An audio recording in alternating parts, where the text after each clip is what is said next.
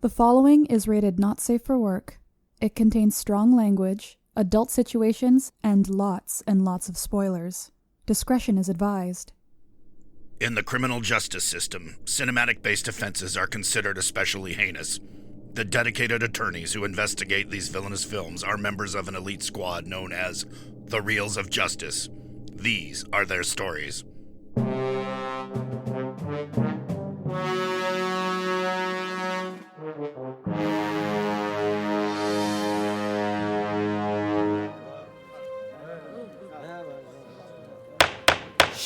Order, please, order. The Reels of Justice is now in session. Judge Wanamaker is presiding. All rise for the Honorable Judge Wanamaker.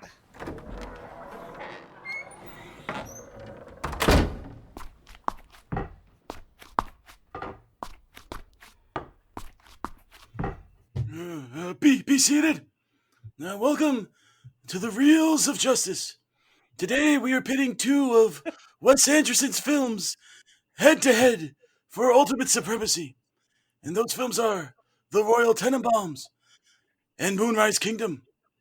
2001's The Royal Tenenbaums tells the story of a dysfunctional family of gifted prodigies who now, as adults, must make amends with their estranged father.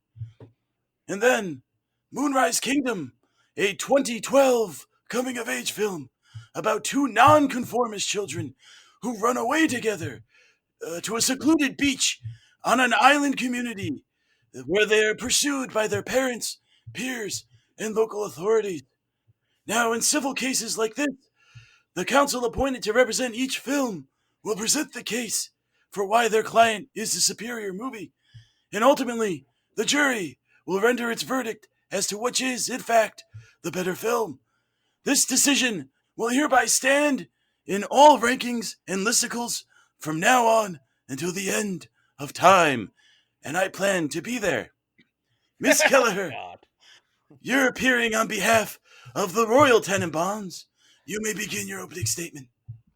Oh, thank you, Judge. Do you need a glass of water or anything? You sound a little dry. What? No, this is vodka. Oh, okay, got it.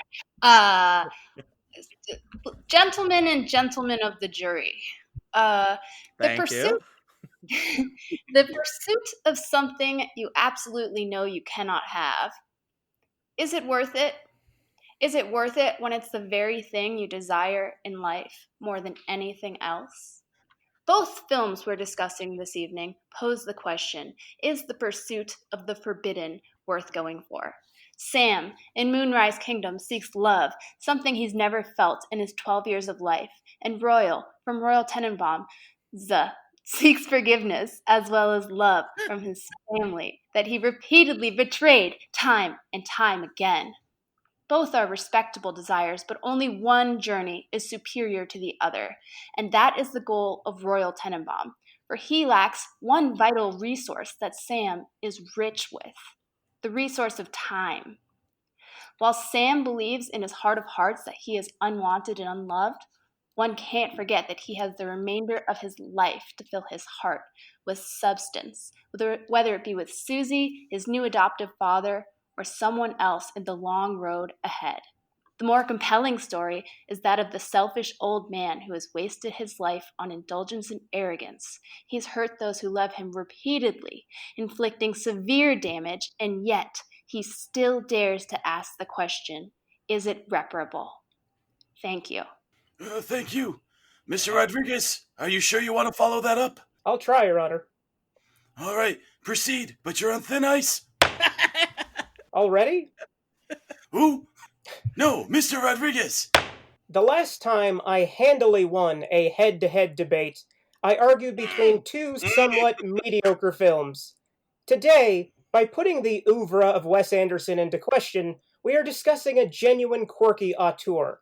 There isn't a single film of his without value, and my client, Moonrise Kingdom, is surprisingly soulful, capturing that beautiful, terrifying, and melancholy period of adolescence when we all discover what makes or breaks us, when we're forced to realize not only who we want to be, but who we can be, whether we're ready or not. Set against the pastoral grandeur of a mythical New England, these existential discoveries are woven into fantasy. Moonrise Kingdom boasts all the virtues that we look for in Wes Anderson's films. His knack for intricate visual symmetry, his unmatched ability to cast the greatest actors of multiple generations and challenge them, and his tendency to deliver a singular experience with a unique, driving vision. It's got thrills, adventure, comedy, romance, and Bruce Willis. The Royal Tenenbaums is, like my client, a masterpiece. But we lawyers, like mercenaries, must put aside our principles in pursuit of the almighty dollar, the big bucks, the cheddar. To properly assert the superiority of Moonrise Kingdom, I will say things that I don't believe. Ergo, the Royal Tenenbaums is a piece of garbage. High-minded, austere, snooty, the cinematic version of that guy who says he doesn't own a television, or likes vinyl because it sounds fuller. And most importantly, it's not my client, which is why it's worse. Think about it, won't we? Thank you, Your Honor. Thank you, Mr. Rodriguez. I think I speak for everyone when I say, muy caliente.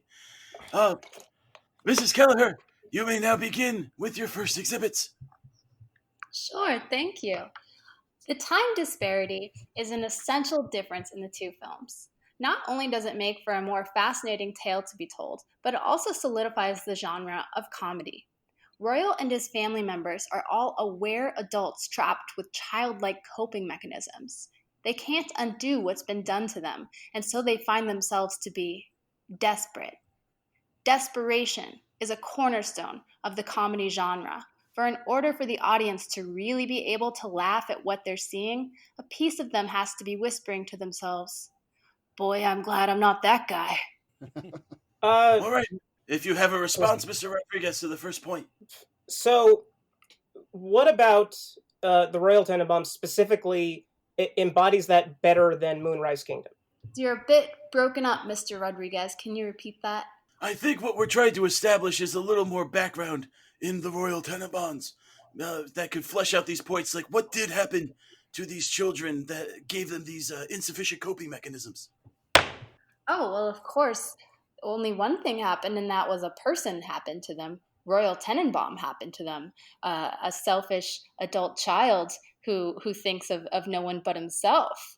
How relatable. I would argue that he's not the only childish character in the movie. I would argue that most of the kids, with the exception of perhaps like Angelica Houston's character and maybe Danny Glover, are childish to an extent.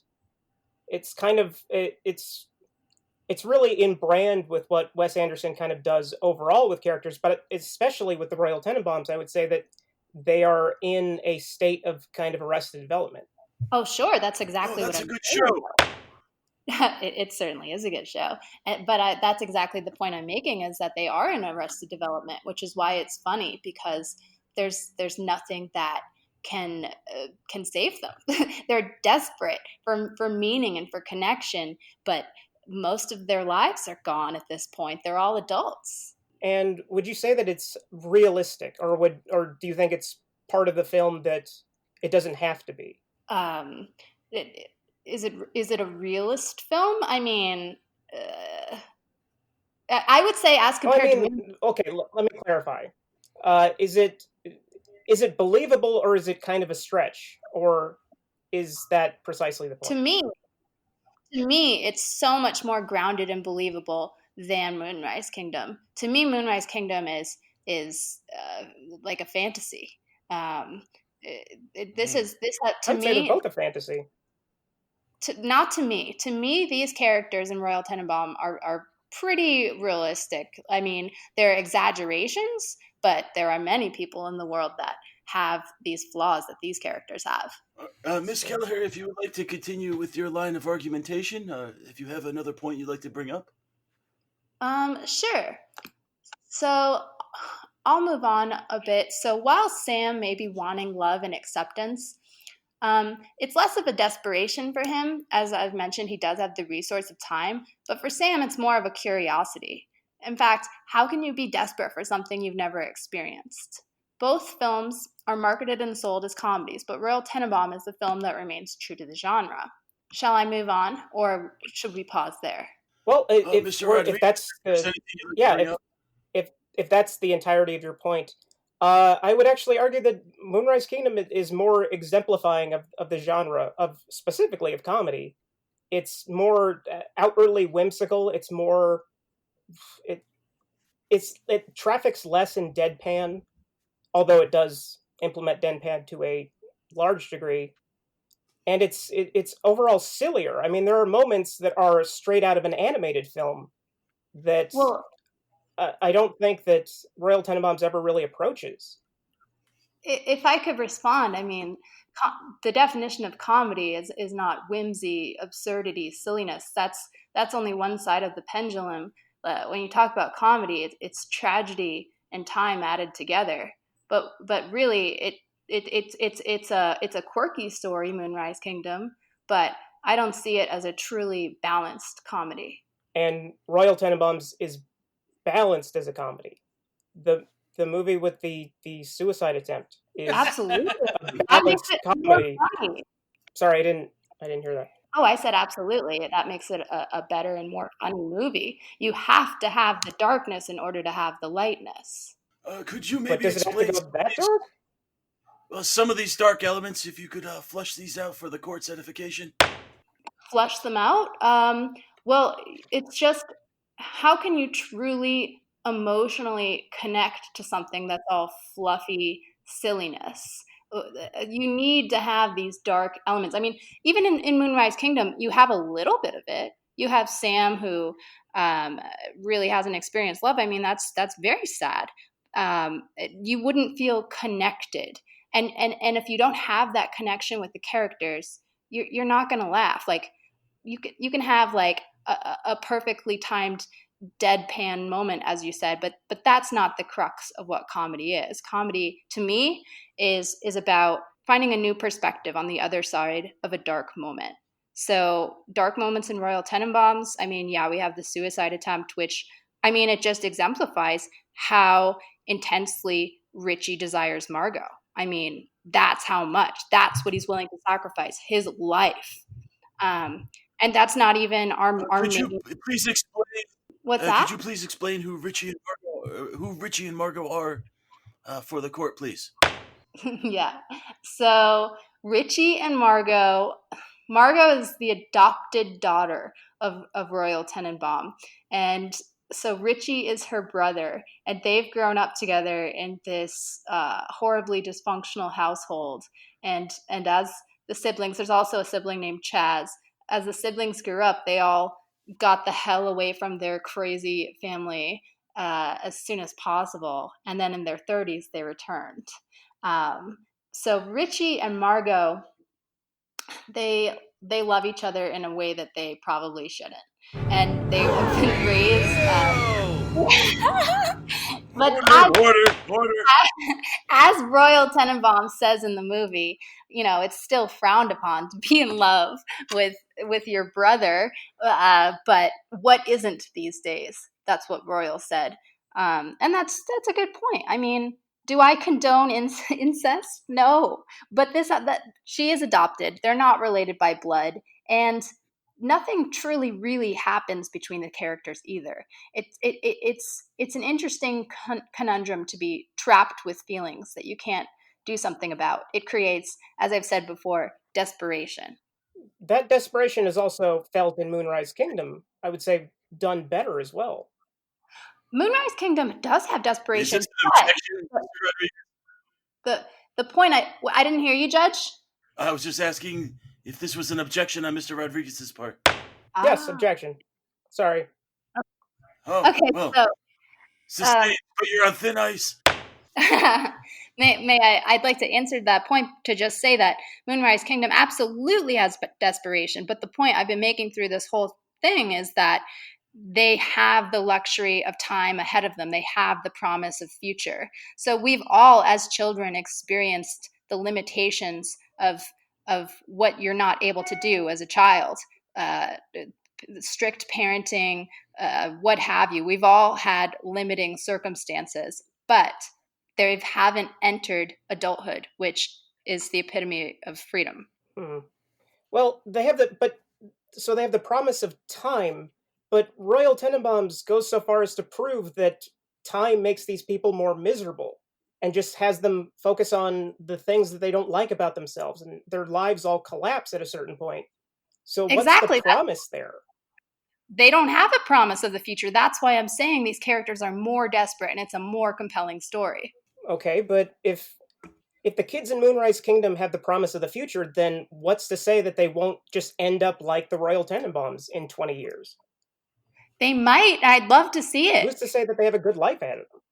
I want to see that sequel. Yes, please. Sign me up. No further questions. Okay. I have one final... If there's any... Yes, please continue. Okay, this is my final point. The characters in Royal Tenenbaums, they deliver their lines with a much more of an emotional intensity and depth than those in Moonrise Kingdom.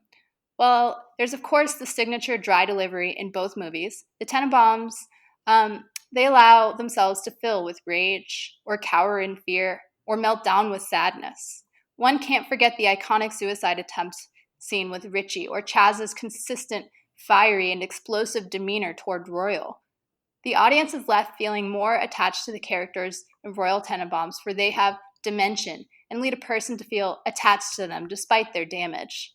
Sam and Susie, on the other hand, well, their lack of life experiences and promises of the future leave them feeling a bit cliche and similar to those that belong in a cartoon storybook.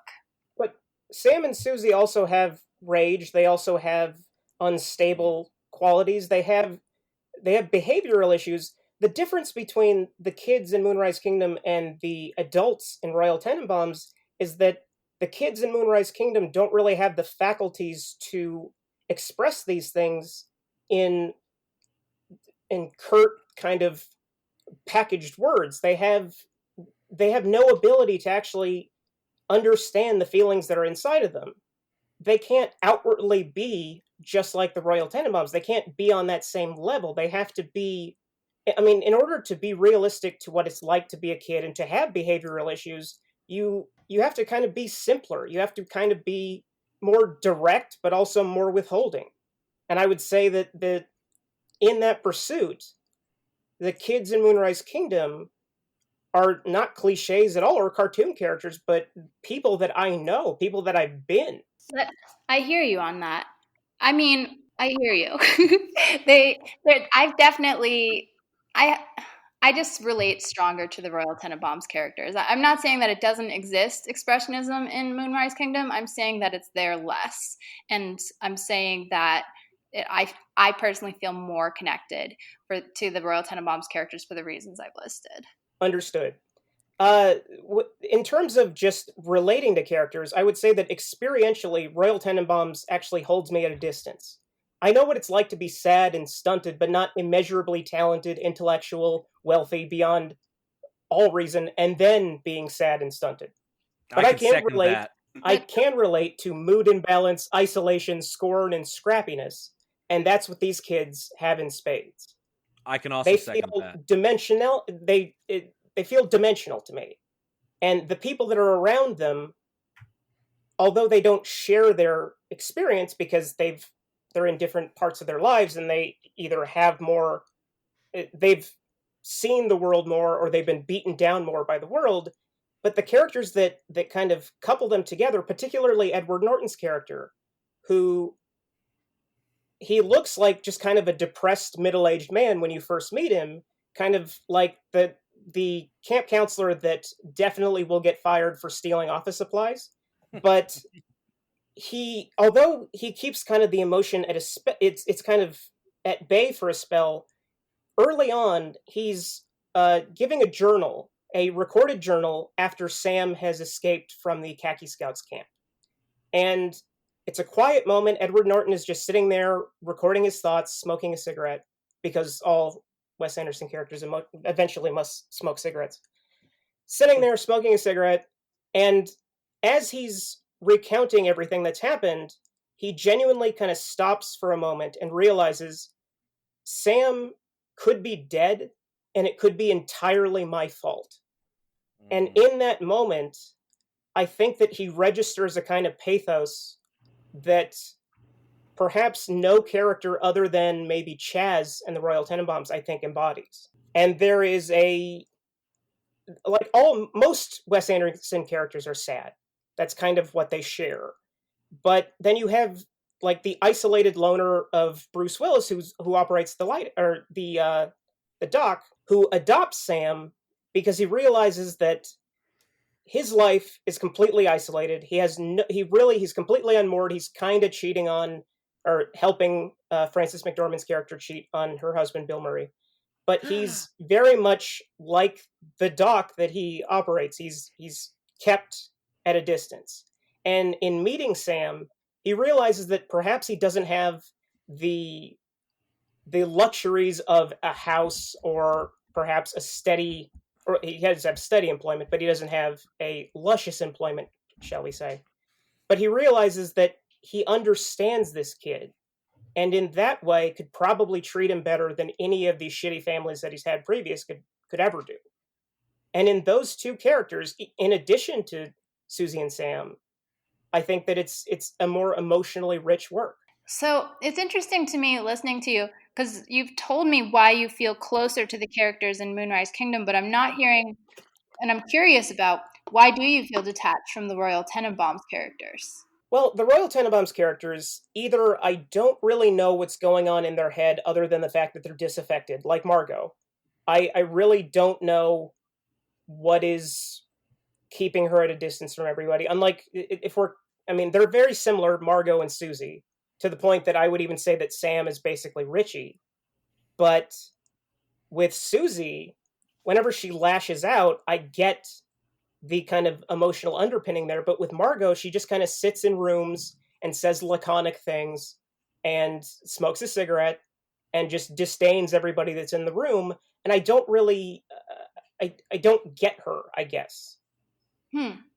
That's interesting. I mean, I see a lot of what you're talking about with Margot specifically in the beginning of the film. I see a very secretive, isolated human being who leaves the world so far away from her heart. But as the movie progresses, she starts to drop her secrets, and she starts to, let people in on the fact that she is a chain-smoking cigarette addict, and she follows her mom's advice to quit, and she lets her mom parent her, and that's one of the main things that I think has held back her evolution as a character is her inability to allow herself to be loved, because she's become so numb. And I do see your similarity with what you're saying about Margot and Susie. I do think that there are a lot of similarities there. Actually, like, Susie reminds me more of Margot after her evolution, after Margot's growth, where we do see her soften. So speaking to Margot directly, I mean, she absolutely grows. And to me, that's another reason why actually Royal Tenenbaums, to me, is a better film, because it's a true ensemble film, and you see growth in all of the characters. Okay. Take it. You said previously that was your last point, so should I start introducing arguments here? If you have nothing left to say about the Royal Tenenbaums, and again, you will be able to raise any objections to Senor Rodriguez's points. So if you would like to proceed. Okay. So I'd like to speak to the point of production. Please do. With the Royal Tenenbaums, you have a filmmaker who's still growing. You have a filmmaker who's still kind of understanding what he can actually do with the frame, what he can actually do with story construction. I would even argue that Royal Tenenbaums, in terms of a plot, is really threadbare, whereas Moonrise Kingdom actually has a beginning, a middle, and an end. But really what I care about is the evolution of the Wes Anderson style. And you can't see me, but I'm doing the bunny ears, the quotation marks. So noted for the record. So with the Wes Anderson style, it begins with Bottle Rocket, which is a feature adaptation of a short film that he had made 2 years previous. And it is about a bunch of ne'er-do-wells who decide to become thieves, even though they're terrible at it.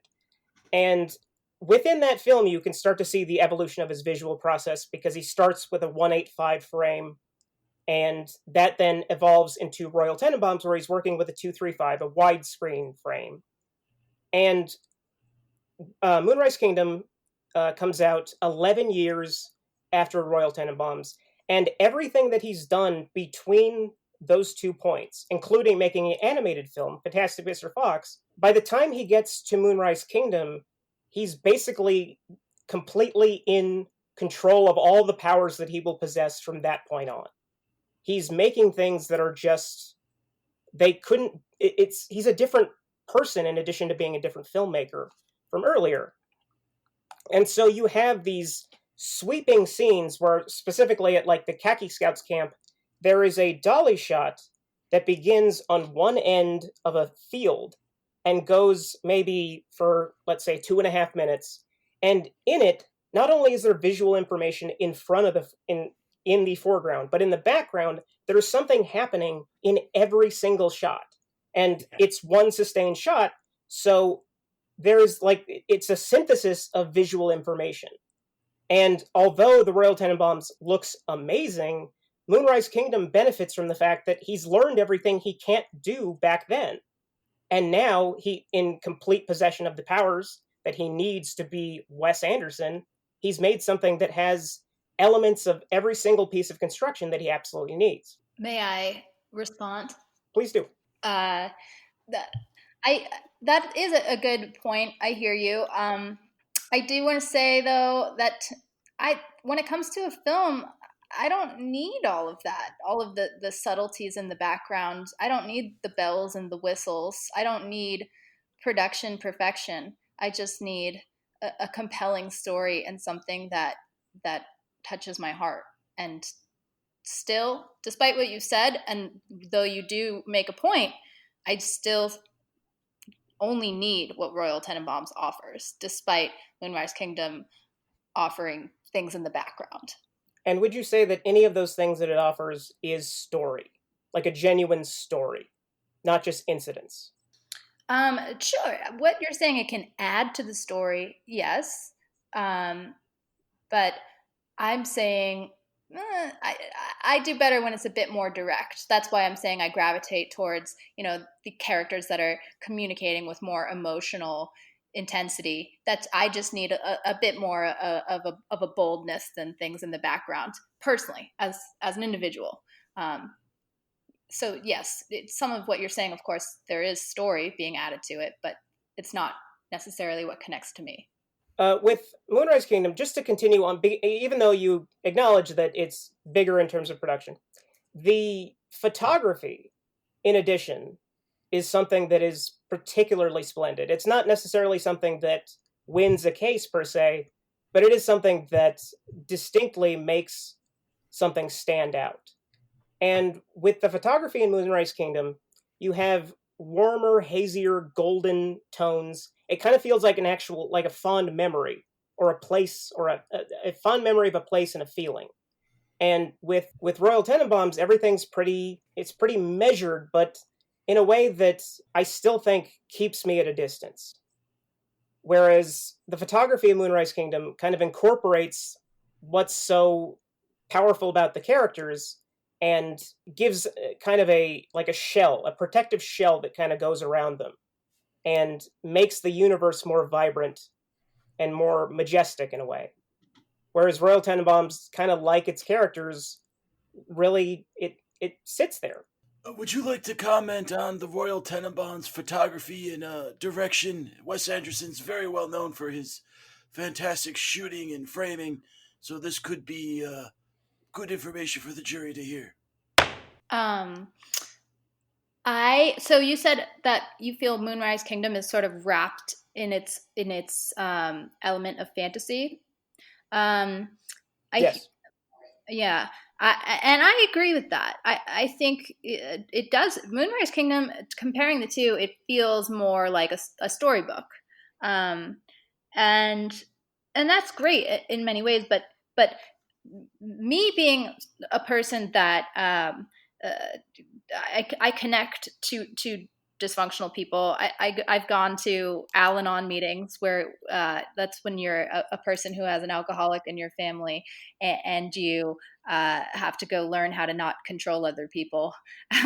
So I connect to broken people often. And so I connect to the characters in Royal Tenenbaums specifically in a way where when I watch it, I feel like, oh, that's like legitimately, this reminds me of many family members of mine.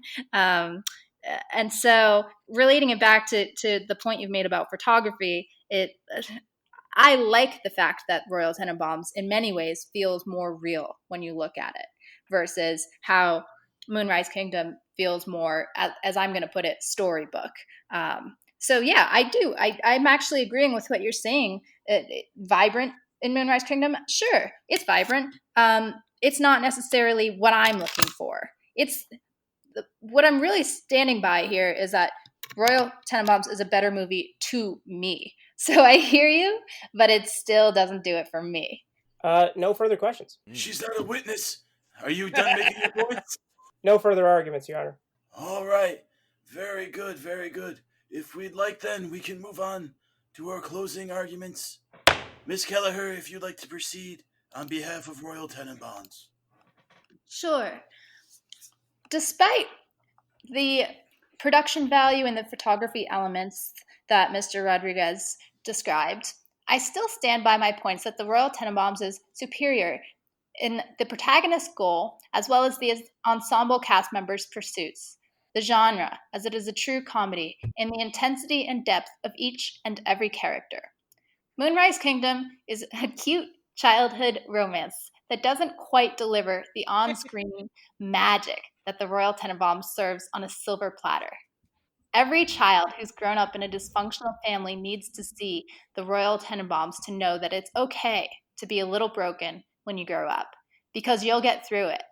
And though you may have some quirks or eccentricities, both films ask the question of if the pursuit of the forbidden is worth it.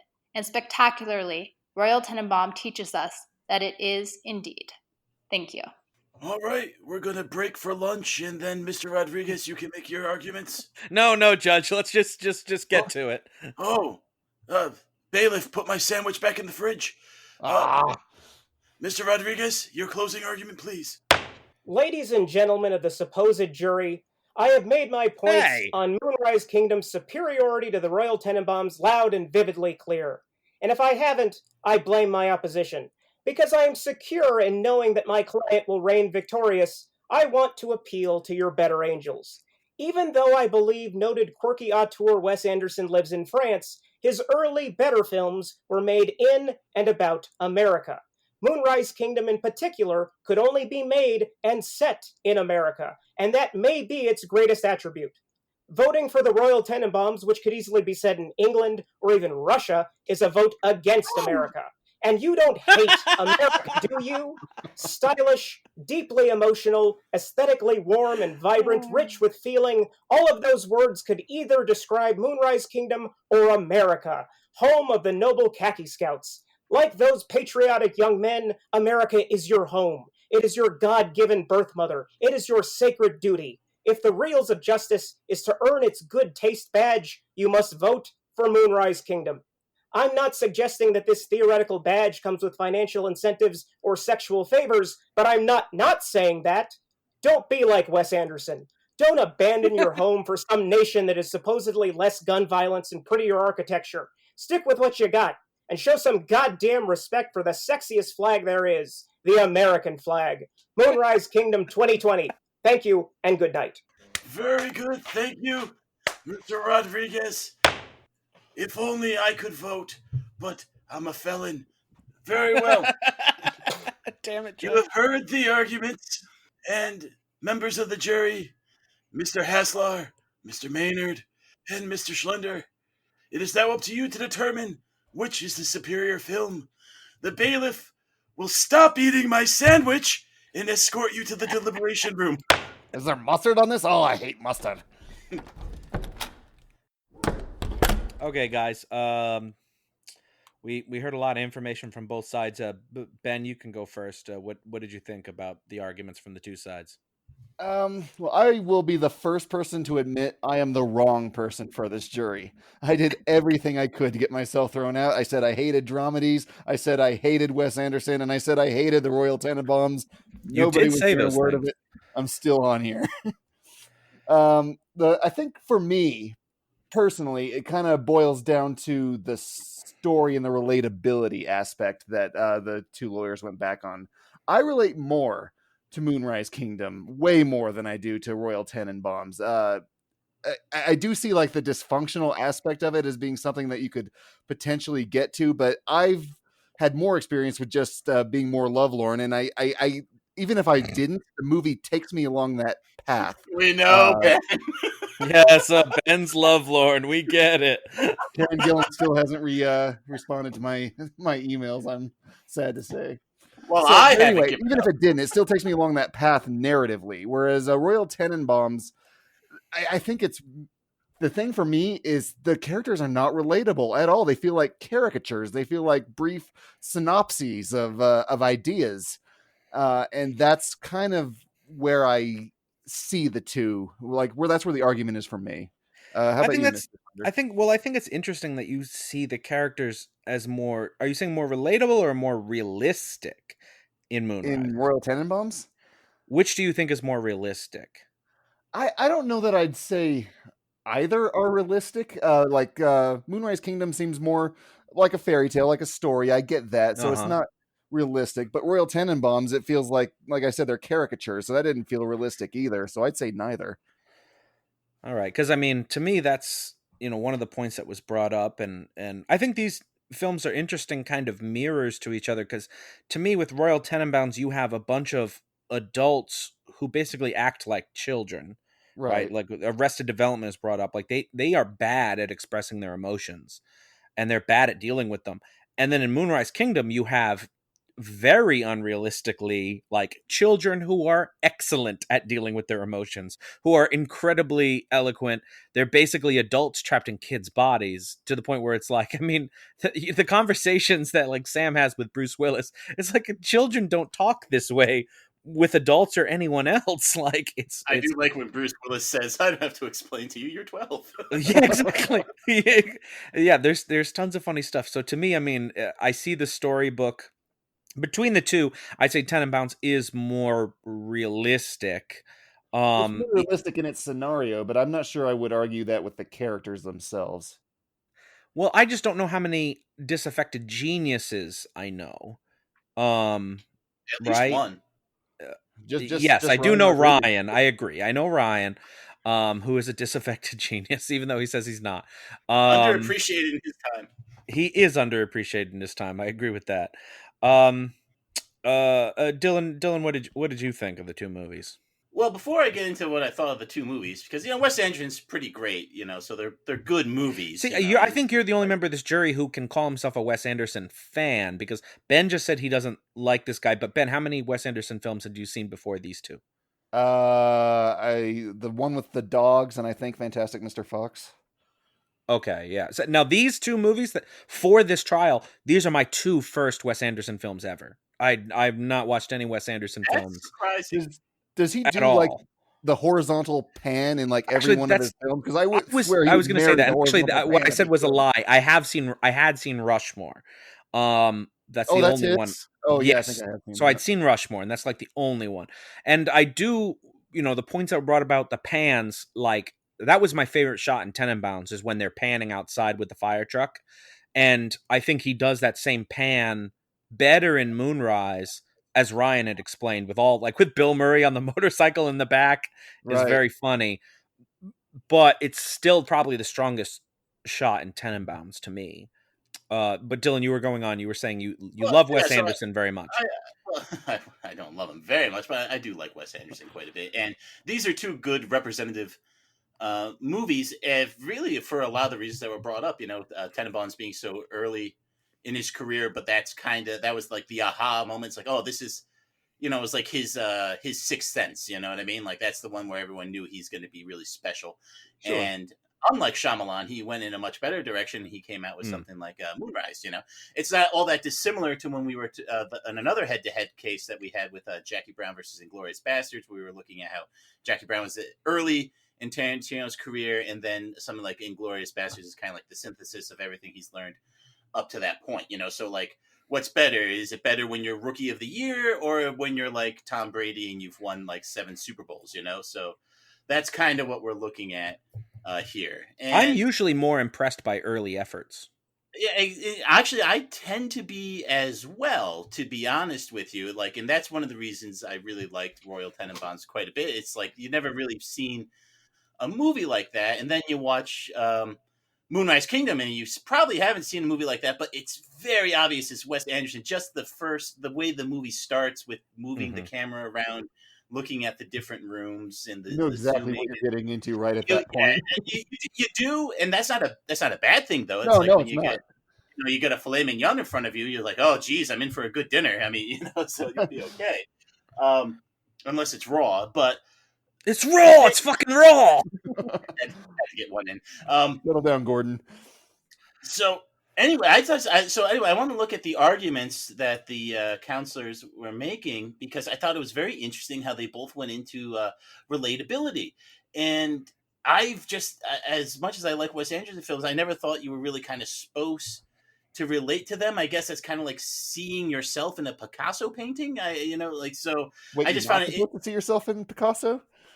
No, but Ben, that's because you had a stroke, so that's a little different. But I think So I don't have to get that booby off my head now. yeah, exactly, right. And but what I wanted to say is like because one of the things I like about Moonrise Kingdom is the island they're based off of is based off Fisher's Island, and I've have a lot of history with Fisher's Island, and I've experienced young love on Fisher's Island. So I feel if anyone could relate, You are the protagonist. it would be me. But I don't relate to him, and I don't relate to any of the characters of Royal Tenenbaums either. It's like they're all cold, distant. I don't want to call them automatons because they are interesting characters, but they exist in this purely distilled, fictionalized way that I just can't see myself relating to as well. So I mean, kudos to the counselors for being able to relate and everything to them, but I don't feel in my gut that Anderson's trying to make characters that we relate to. I really feel like we're supposed to be observing them, like they're almost like one phase out of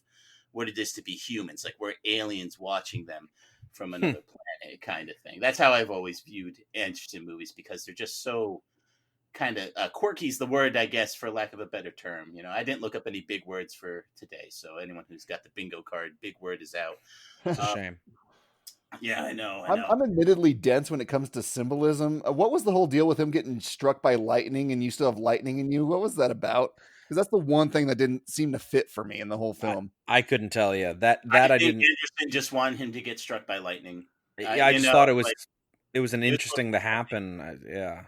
I couldn't tell you any symbolism on it. I actually had I was trying to figure out the symbolism of the intro with the music, and because they're making a big point about the fugue and about the band coming apart and being separate things and then coming back in together. That even watching it twice, I couldn't answer to you about Moonrise Kingdom is what the fugue had to do it. What individual. That was foreshadowing how the movie was going to progress. It starts off with the soloists, and then it comes together as the orchestra. That's when all the kids and stuff join in together, and then it starts deconstructing back from that till when it's just the two of them back on top of the church. That's how I viewed it. It's kind of like lots of classical music does that kind of thing, where you have stuff in the background that's playing, and then that slowly fades out, and the soloist can really shine. So I that's what I interpret it as. I don't think it's particularly clever or inspired for Anderson, but it was pretty easy, and it gave him an excuse to have the record player. You know what I mean? Like I really think Anderson works backwards for a lot of his stuff. You know what I mean? Yeah, I would agree with you there. I think a lot of filmmakers do, but he does. Yeah, and I think you could see that, and it's not a bad thing. I mean, he does it well, though. That's the method where you just like throw things on the board and like, okay, now I got to connect these dots somehow. Yeah, I don't think he writes anything and he's surprised. He's like, oh, I didn't know that it was going there. I think he knows exactly. Oh, I got me again. Good job, me. Yeah, exactly. You know how people always say that or something. Like I think he strikes me as too disciplined for that. So anyway, I guess so we got to pick which movies better. Well, as far as Miss Kelleher brought up desperation, and one of her points was that in Moonrise Kingdom they have more time to sort of redeem themselves or turn their lives around. Whereas with Tenenbaums, Royal Tenenbaums, time is coming to an end. And so I think what she's talking about is the urgency there. And so what did you guys think about like the urgency that comes as far as Royal Tenenbaums versus Moonrise Kingdom? I honestly think it's sort of equivalent. I mean, like when you feel love, it's urgent, and especially when everyone's trying to tear you apart, it's urgent, especially within that moment. But I do see like the urgency with the guy's gonna die too. It's just a different level, a different kind of urgency, I should say. That's Well, I kind don't of think where he I actually landed was on going to die, but No, he wasn't, Well, but yeah. he was old, He's and then old. he does die at the end of the movie. And I kind of agree with what Ben's saying because it's kind of funny because nothing seems shorter and faster than when you're like a teenager. Like it's Mhm. like I gotta do stuff. You know, it's like if we don't run, that's what the kids were like. If we don't run away today, it's never going to be able to happen. You know what I Right. mean?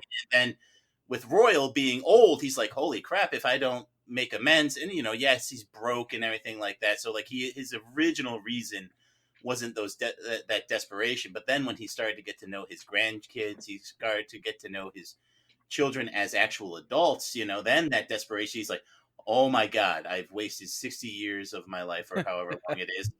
You know, so I think they both feel that same kind of urgency, but to the point towards Royal Tenenbaum is like he actually is at the end of his rope, and I think that's one of the things the adult characters in Moonrise were able to kind of explain to these kids. Like if you listen to like how Edward Norton and Bruce Willis were talking to the kid about like, you know, that's kind of like what's in between the lines there. It's like there's not really that big a rush, and we understand your life's kind of sucked, you know. So I think both main characters feel that same kind of urgency. Into which movie uses it better, that's kind of a good question, and I think they hung a lot of the arguments hung their hat on that. I think the urgency in Tenenbaums is better. Because of that limited time that we're talking about, that window closing. Um you know, like I said, these were my first Anderson films, really. So I don't know if that how many others I would watch. Ben, you said you saw Isle of Dogs. Does one of the dogs die? I really don't remember. You don't There's no remember movie if that just much of like an impact one of on the me. dogs dies in Isle of Dogs? Sounds like I hear a lawyer from the other side of the room saying yes. So then I conclude that Wes Anderson has a serious problem with dogs because he killed 2 dogs in these 2 movies. It was pretty sad, I think. Um, uh, eh, eh, eh, uh, anyway, Dylan, sounded like you had your mind made up. Which side are you going to? Oh man, it's not made up though. That's the problem. Well, it sounded like you were summing stuff up a Mine's few made minutes up. I'm ago. throwing it to Moonrise. Okay, you're throwing it to Moonrise. What's your ultimate deciding factor on that, Ben? Mostly the narrative for me. I didn't like how Tenenbaum is just like sort of these like disjointed characters. I liked that there's a beginning, middle, and end, like the lawyer brought to There's mind. definitely a good narrative structure. Tenenbaums had me a lot, and I love Gene Hackman. I mean, Gene Hackman was just really terrific. I love Bill Murray, but you know that didn't really help me in this case. He's in both He of has them. some great jokes in Tenenbaums, though. He has great jokes in both. That's kind of a loaded question. So I mean, I mean, to me, Murray's bringing it in both of them. But kind of like when the suicide happens in Tenenbaums, not only does it derail the funny, to me, it just kind of derails the whole movie, and the movie becomes kind of muddled in that final act. I can barely remember what happens. Gene becomes an elevator operator, and it's just kind of weird to me. You know, Daralyn brought up broken people before, which means she's going to love all the members of this podcast because we're all certainly broken people, especially Ben. Together we form one normal person. Yes, just Our barely. powers combined. But for me, as a kid who feel like I wasn't all that close with, you know, my biological parents, like I'm not eager to forgive them if they come back in my life. You know, I wouldn't have been eager to, you know, I guess I'm a little bit like Chaz, but like Chaz even cracks eventually. And I kind of didn't know why. I guess it's just that he's a good grandfather. But he's like still kind of a shitty dad. He's just like a decent grandfather. I mean, for me, when I watch the movies, to me, what movie I liked more, without a doubt, was Moonrise. I mean, without a doubt. Like, I was happy to watch Moonrise again, but we're not here to decide which movie I liked more. We're here to decide which movie we thought was better. One of the points was Moonrise is more comedic than Royal Tenenbaums. Did that it fit its advertising better? They're both funny. I mean, just because Tenenbaums has deadpan and it has the suicide in the middle doesn't make it not a comedy. I mean, I think Daralyn's definition of tragedy plus time is interesting. I'm sure someone said that. I don't know who, but that's an interesting definition of it. I'd say they're both comedies. Moonrise to me satisfied that adventure sweet tooth that I like. The characters leave and go somewhere and travel, and the scenery changes. That's very nice. But then Tenenbaum scratches your suicide itch. You see, you're just right down the middle. I really am kind of down the middle, and I didn't expect to be when I came in the case. But Daralyn had some wonderful points the whole time, and yeah, I was definitely swinging towards her way at the beginning. It was in the second half that Rodriguez got his second wind. Oh yeah, Rodriguez, he was laying in the heavy bombs there at the end. What a great case. It was a great case. Two great opening statements and closing arguments too. Like I do think the acting is better in Tenenbaums. Easier for you, Maynard? Can I make it easier for you? Since you're so down the middle. I'm actually going to give it to Royal Tenenbaums because that's making it harder, you prick. Yeah, I know. It's another twist. What can I say? But the more I think about it, because and keep in mind they're both good movies. I really did enjoy them, and I really liked Moonrise on the second watch through a lot. But just thinking about Royal Tenenbaums, thinking about the acting, Gene Hackman, and the way the characters were able to grow in kind of like this weird failed way. It's like, they kind of progressed, but like they're still kind of broken and flawed. I really like that. And even though I can't relate to them the same way our counselors and things did, there's the aesthetic of Tenenbaums. It feels like you're like it's like you're in a museum looking at good art. I just really like that. A man and two boys in a tracksuit. Yeah, exactly. But you say that like it's silly, but it's kind of true though. It's like there's some really smart, interesting things in Royal Tenenbaums, and Moonrise is definitely a bit more straightforward, and there's a lot to like there. So I'm gonna put this one on you, May. So you totally fucked me over, you bastard. Yeah, I would like to reply because I think aesthetically, to me, it is Moonrise again. I think he takes everything, every great directing point that I saw in Tenenbaums, I saw in Moonrise. Great shots. I love them like scaling the church roof there in the rain and lightning and stuff. Exactly. There was some real exciting stuff going on there in the climax. And while I can't tell you about the lightning, it's like an absurdist kind of comedy thing. It's the only thing I can explain it as. Like Royal being stabbed outside, like by his buddy, is just as absurd. And then he's got to go like stitch him up at the Y. Like that's just as silly and absurd. So they both have, to me, comedy. It's a toss up 50-50. It really breaks down even. To me, the story, I do think is more thrilling in Moonrise. I think there's more movement to it. However, I think the stakes are slightly lower because, I mean, again, they're on this little New England island. They're never really in danger until the end when they're getting struck by lightning and stuff. Whereas I do feel that urgency about Royal. But to me, aesthetically, like, I think the music was nicer in Moonrise. Like, Royal Tenenbaums has a lot of the pop music and the big hits. You got the Julio down by the schoolyard, which was stuck in my head for a couple of days. But I like the big classical music that you got in Moonrise. I'm just afraid that I'm picking the movie I like more, which would be Moonrise, rather than the movie that I think might be better, because I think they're very, very close in terms of actual skill. If anything, you just see an extra 11 years that a director has to get better with Moonrise. Like he's 11 years more experienced, so he's 11 years better a director. So shouldn't it be 11 years better a film? I agree with you there, Maynard. I think you could draw a very straight line from Royal Tenenbaums to Moonrise Kingdom. I think they're incredibly complementary to each other, and I haven't very seen much so. enough of Wes Anderson's other stuff to see the parallels that these two have. You've got a guy who's desperate for love at the beginning of his life versus a guy who's desperate for love at the end of his life. They're very much companion pieces that I would love to see together. I am gonna have to. I guess just have to go with my gut, and I liked Moonrise better. I can't tell you whether that makes it a better movie necessarily, but I did like Moonrise more. So I think Moonrise is my choice. I think Moonrise is the better movie. Well, there you go. I mean, there was not a wrong decision. There was lots of good I arguments. don't think there was. No, they were good. I don't know if I'm gonna watch more Anderson films if he's gonna keep killing dogs though. I don't think a dog dies in Life Aquatic. Ooh, that's a plus You for don't it. think. You don't think. Well, because I know for sure. Well, there's a crippled dog in it already, so I don't think he cripples it and See, kills it. he just hates dogs. He has to see them suffer in some way.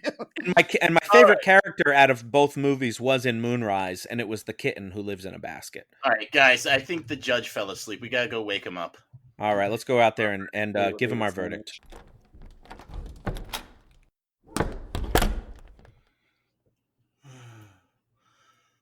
Your Honor. Your Honor. Yeah, Verdict yeah. time. Yes. Oh, of course. Guilty. No, we tell you what the verdict is, Your Shall it be Honor. written? Oh, yes. Mr. Foreman, have you reached a verdict? We have, Your Honor. In the case of the Royal Tenenbaums versus Moonrise Kingdom, we find in favor of Moonrise Kingdom. Very good. I'm sure that was a quick and easy decision. So, the verdict is rendered. I hereby sentence the Royal Tenenbaums to 7 months of smile training and a mandatory prescription of Zoloft. Court is adjourned. This is Benderson Cooper standing outside the Reels of Justice courthouse. We have just heard the stunning verdict that Moonrise Kingdom is indeed a better film than the much praised Royal Tenenbaums. We have Daralyn coming down the steps here. What did you think of the verdict? I think it was wrong, but that's okay. Everyone's wrong. So justice is dead today. Is that your statement today? I don't believe in the system anymore. I've lost all hope. And on that dismal note, here's Mr. Rodriguez coming down the steps. Mr. Rodriguez, what did you think of the verdict? USA. I think that all those kickbacks and hand jobs I've been giving for years have finally paid off. No, handouts. Oh, right. Oops. We're just not getting to the heart of it today, folks. So let's get right back to the studio for a post-trial analysis. All right, that was a great trial. Very well done. And I know Daralyn was disappointed, but you did a great job, Daralyn. I'm disappointed thank too. you. I mean, I thought you made me like the movie more listening to you than I did when I just watched the movie. Yeah, I mean, I came in hating Royal Tenenbaums, and then that first half, I was definitely swinging towards your side of the aisle. Well, thanks, guys. It is the better movie. Yeah, And we're not saying it's bad. We're just saying the other one's better. Tenenbaums was always like my second, because Life Aquatic is my first favorite, and I always liked Royal Tenenbaums or maybe Grand Budapest at number 2. And rewatching Moonrise, I was like, oh man, this is actually really good on a rewatch. But then I was listening to your arguments, and it reminded me of all the stuff I did really like about Royal Tenenbaums, and I was thinking about what was fresh in my head. I'm like, yeah, I'm sticking with it. I like it. Sure. I mean, it was a tough thing as well, just to come up with the arguments too, because I was trying to think about it, I was like, but who is it the best movie for? Because like I know why I connect to it, but I couldn't think necessarily how it is how a movie being good is a universal thing. It can be so subjective. That's Absolutely. why we made this show. Now it's That's what it's perfectly fun, is just hashing it out. That's the whole thing about Reels of Justice. We take all this subjectivity and turn it into objectivity. the last word on film. Yeah, The hard exactly. part for me is that production aside, it is Royal Tenenbaums is the better movie. Like I mean, demonstrably what do you better. mean production aside? I mean, that's to me that was a big swaying thing to me too. Is that I liked the aesthetic more of Moonrise. It felt it felt less like a little indie movie too to me. Well, I have a simple metric, and that is how often does a movie make me cry? And The Royal Tenenbaums made me cry 3 times in one viewing. I haven't cried in a movie since I was like 12. But I'm dead inside, so. Ryan, for the court's edification, when exactly did you cry? So we can use this to make fun of you later. Okay, so first time suicide attempt, simply because when it came out, Elliott Smith was not dead, so that hurt. The second time is when Chaz, in the big kerfuffle at the end, when Chaz tells Royal, "I've had a hard year, Dad." That was a good ruined moment. me. That Utterly moment's ruined me.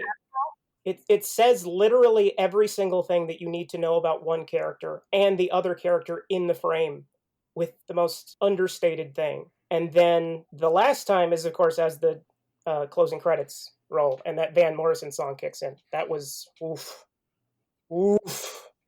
Just ended Just the me. credits then.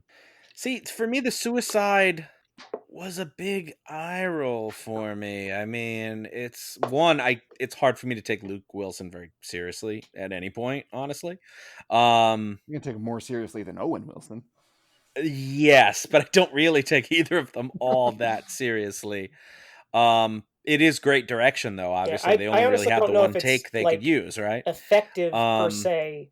I just know that looking at it, I can put myself in there. I get it. I don't know if it's cinema per se, if it's manipulative or something, but I get it. I feel like you're supposed to be. Yeah, for me though, so you want to be manipulated, Daralyn?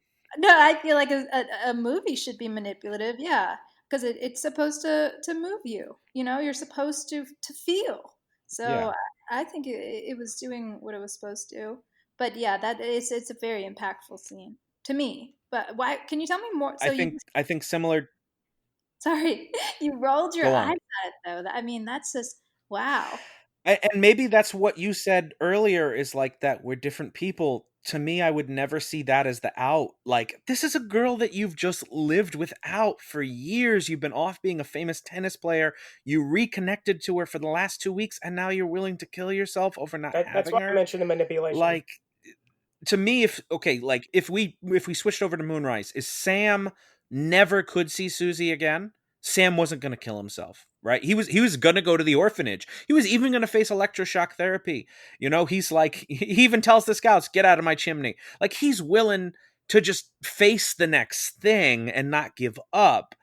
And Luke Wilson's willing to give up. And I find that I that didn't resonate with me at all. And like I said, that's the part of the movie where it gets muddled for me. And I just kind of zoned out a little bit. You know, they're visiting him in the hospital and kind of all the charm is gone. And I guess that's what's supposed to happen. Like, the fun is all kind of done. So, but yeah, I thought I don't know whether he was depressed that much in the movie before and that's the last straw for him. What you're but saying, between the two, to be a story note. Go on, Daralyn. I was just gonna say what you're saying is really interesting. Like it made me wonder because like I noticed that as you guys were talking about Royal Tenenbaums, like some of you were saying that you enjoyed watching the characters like as if they were the entertainment sort of, and you weren't relating to them, like you were just sort of like observing. And that suicide. That was me. That was you. Okay, that suicide scene made me feel like perhaps it even separates in the audience who's relating to the characters all along and who is observing them. So if you're if you already I could see that. Yeah, if you already feel that disconnect, it's just gonna widen it. For me, if there's like a character in Tenenbaums that I relate to or feel like is my personality type, it is Royal.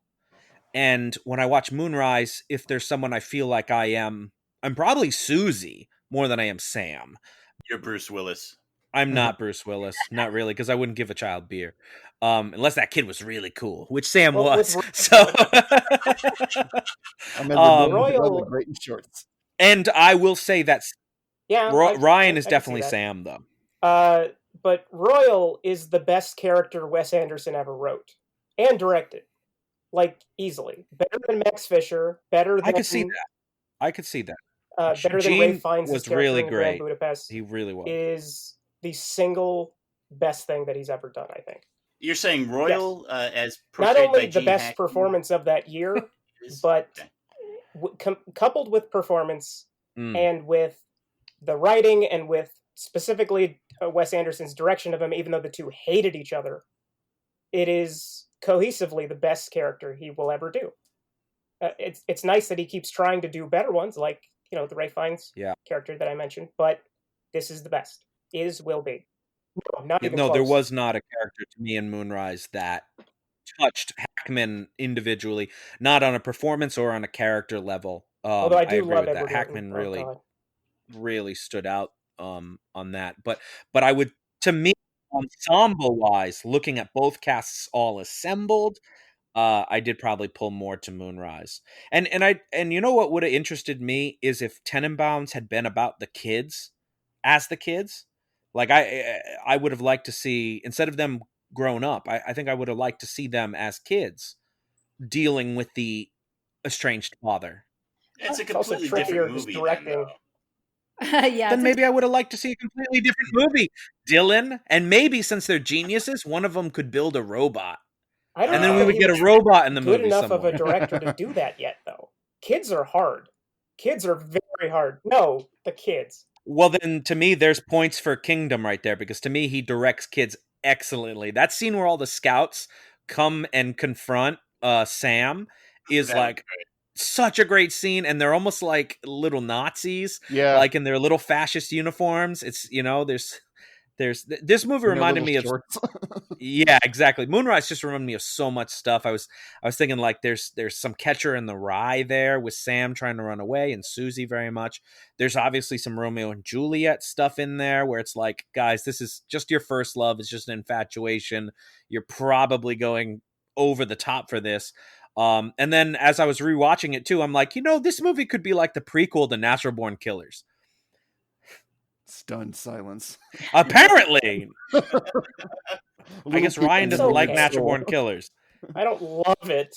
It's okay. All right. You just don't want to picture those two going on a killing spree, do you? Fine. Whatever. Thank you, Ryan. So anyway, great trial. Hopefully people will let us know whether we've made the right decision or not. Hopefully it'll have some people rewatching Moonrise and giving it a little bit more credit, because it's very low on Wes Anderson's listicles, and I'd like to see it come a little higher. But Daralyn, what has been keeping you busy lately? We're all quarantined up, so what have you been doing? Oh, aside from my Wes Anderson marathon recently, just woodworking and making furniture in my apartment, and making YouTube videos about my furniture making attempts. That's been dazzling. What has been the most interesting piece of furniture you've made lately? There's this nightstand that I've been working on for weeks, and I made it, and then the legs were wobbly, and then I was devastated, and then I had to try to make it better and improve the legs, and then I did, and then it was ugly, and then I was devastated again, and then I started making another nightstand. That's twice you screwed me over legs. Yeah, I'm struggling, but it's entertaining, I think, so that's good. And you sanded them down to nothing and then had to start again. Yeah.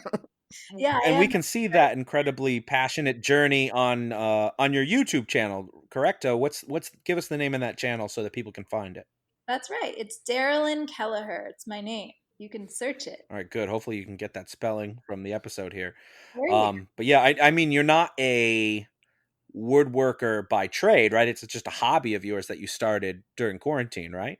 Yeah, I just was sitting around. I lost my job at the beginning of quarantine, and I was just sitting around and just I just felt like I didn't like my apartment, and I was just getting sad. And then I was like, wait a second, I have the power. And at first I started making YouTube videos about cleaning and just making my apartment like sparkling. And then my apartment was so clean, and I was like, what more can I do? And then I started trying to make furniture, and it's a little ridiculous, and I'm aware of it, but it's all part No, of I like that idea, like of starting from like the ground up. Because usually when you see like a how-to video or whatever, it's like a person who already knows everything, and they seem to skip over things, like, and then you're done. Yeah, I kind of like that journey aspect of it.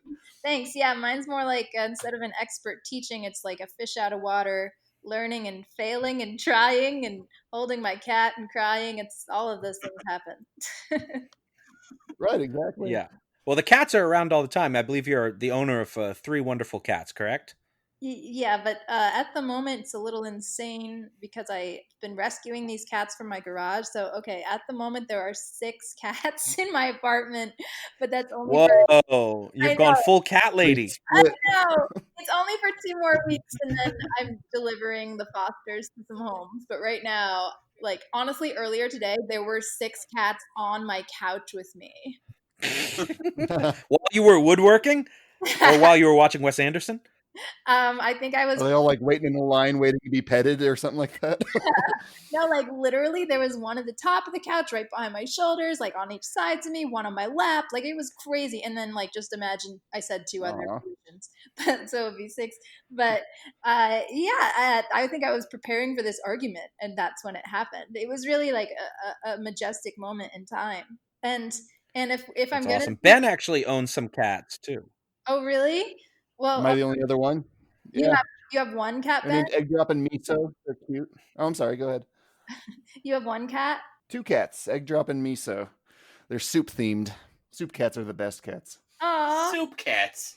that's really cute. I bring it up because Ben is having discipline problems with his cat. So if you have any advice, Yeah, my egg drop knocked water on my laptop that I used to do all my Reels of Justice stuff, and it's in Geek Squad's hands now. Oh no, that's a tragedy. I'm so sorry to hear that.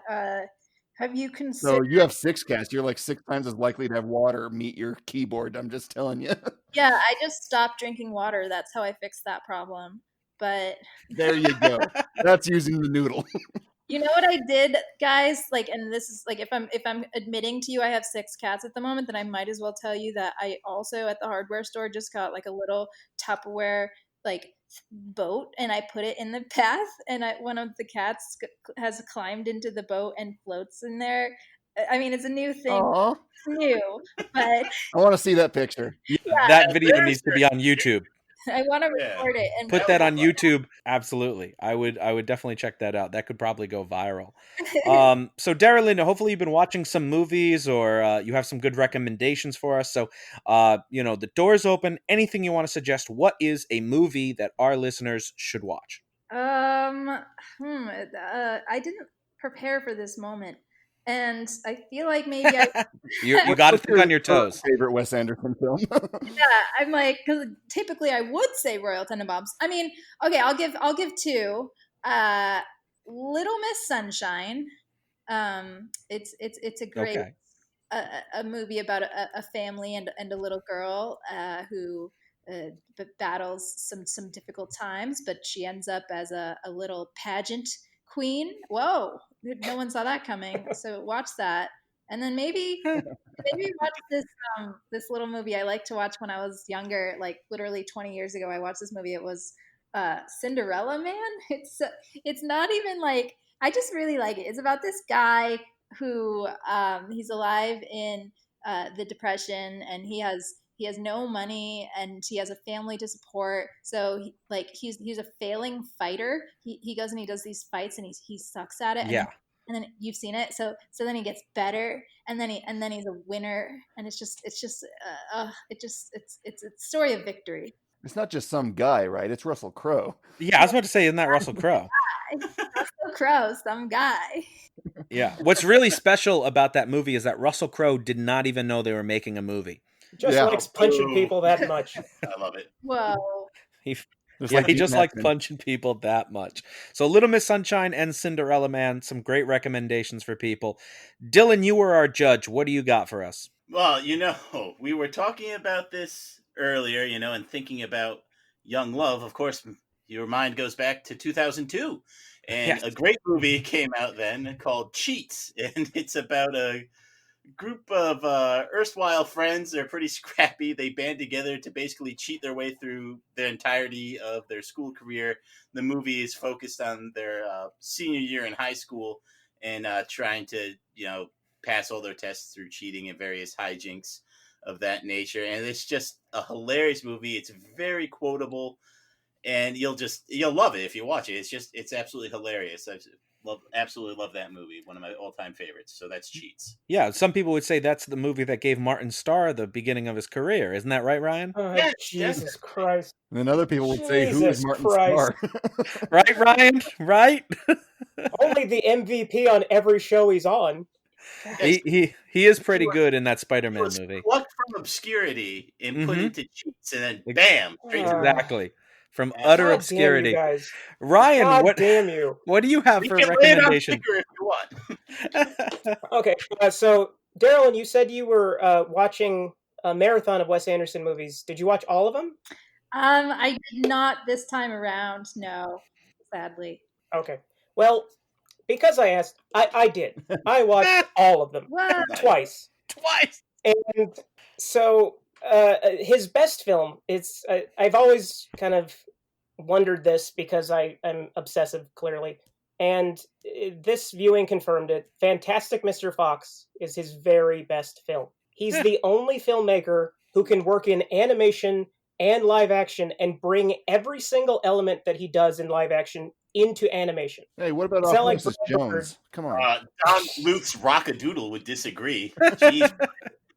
Well, I mean, there's a few directors who have worked in both live action and animation in separate films, and you have like Brad Bird, who makes The Incredibles, amazing action film. He makes Mission Impossible, amazing action film, but they're two different films. Whereas Fantastic Mr. Fox is a Wes Anderson movie that was just shot one frame at a time, and it is his most joyous and gorgeous work.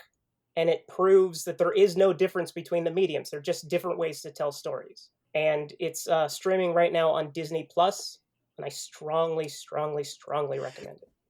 Strongly recommended. I might watch it since it's on Disney Plus. Ben, what do you got for us? Since we did two films this week, I'm going to recommend two. They are both Harakiri. You can watch either the 1962 original or the Takashi Miike remake, depending on what your tastes are. I honestly found both of them to be pretty engaging. They're part period drama, part samurai action. They dive a bit into the struggles of a dying class when the feudal system is on its last legs in Japan. So watch either one or both. Harakiri. Which one has more tentacles, the old one or the new one? They have 0 tentacles in both. And you're recommending it? How many robots? Do you know me but at all? All right, so Harakiri, either some old one or some new one. Find whatever copy of it you want, according to Ben. The recommendation I have for this week was recommended to me by friend of the podcast, Bobby Lapierre. Bouncin' Bobby Lapierre recommended this to me, and it's called Get Duped, and it's on Amazon Prime right now. And I don't want to give too much of it away, but essentially Eddie Izzard hunts down 4 ne'er-do-wells in the Scottish Highlands. And if that doesn't sell you, what's gonna, right? So it's Get Duped, and I thought it was pretty funny. And everyone's English or British or whatever you call them over there. So it was an interesting film. Nice. I don't know if anyone's Are we seen all it. out of podcast? It's on my watch list, but I haven't seen it yet. Okay, good. But yeah, no, it was recommended by Bouncin' Bobby Lapierre, so you definitely should move it on up your list. And with that, we're all out of show. Since we're talking about Bobby, or no? No, we'll do that next episode. What? You wonder what? I was saying, should we recommend Dimagen since we're talking about Bobby? But maybe we should just do that. And of course, we'll recommend Dimagen in honor of Bobby as well. You said it 3 times. Now it shows up. Exactly. Everyone should see Dimagen. So, with that, we're all out of show this week. Daralyn, thank you so much for joining us. We had a great time. Thank you. We hope you did too. Oh, I did. I'd love to come back. Sorry for killing justice.